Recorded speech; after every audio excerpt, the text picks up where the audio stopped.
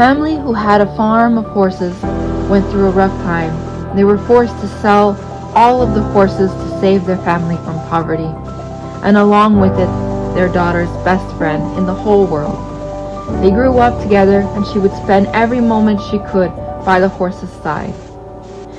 He was sold, and he would never be ridden by another person. The new owners tried everything, even unconventional and aggressive means, to break the spirit of the horse, but he would have none of it. One day he broke free from the stalls and he fled to the forest. And now many years have passed, roaming through the wild, feeding off of scraps. He passes the beach, and he saw her, his long bestest friend and family, and with the greatest joy deep in his heart, he ran across the beach back to her warm embrace. A bond that can never be broken will always find its way back to be reunited. And so is the story, so cliché it makes you cry, but in it lies the greatest truth, that love conquers all.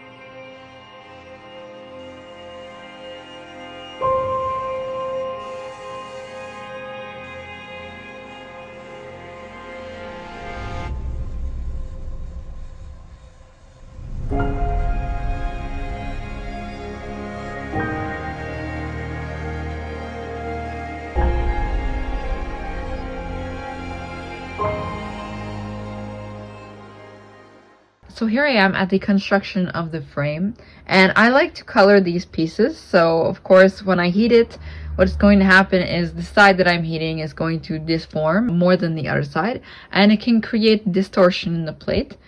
And so in a frame you want to avoid this.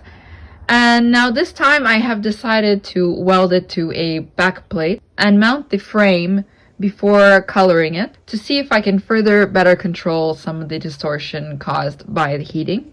And although I could use a torch that would heat more evenly like in the last video, I wouldn't be able to control where I put the color exactly, and in something like a landscape, I'd rather control where I put those colors. Now, as far as the landscape in the background, I really do like it, but I feel like when I was done that I should have probably passed the cutting disc on the water part, as I was trying to make depth into the piece, and so my idea was to prolongate the water going out.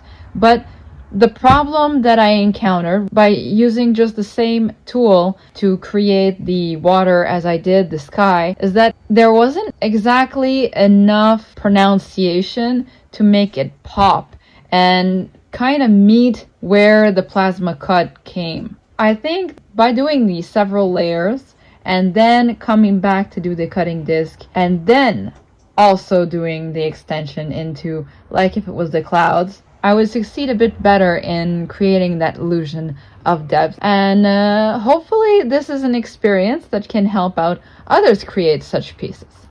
I would ask you that if you enjoyed this content so far and you think that I deserve it, well, just give me a subscribe and a little like. If you enjoyed this piece, as the last few pieces, it is part of an exhibit that I am mounting and will be available soon thereafter on my website. It's actually the reason why I'm creating so many of these multi-plasma cut frames. They make perfect for a good exhibit, I think, because this exhibit is in a spot where people will be passing a lot and think that having framed pieces are the best route to go, because I really don't want somebody to fall into it or get caught on it and hurt themselves above anything. That would be the opposite of the purpose of the piece of art. Even though I try to make the edges of my pieces so that they won't cut anyone or harm anyone, it's still a really thin piece of metal that, well,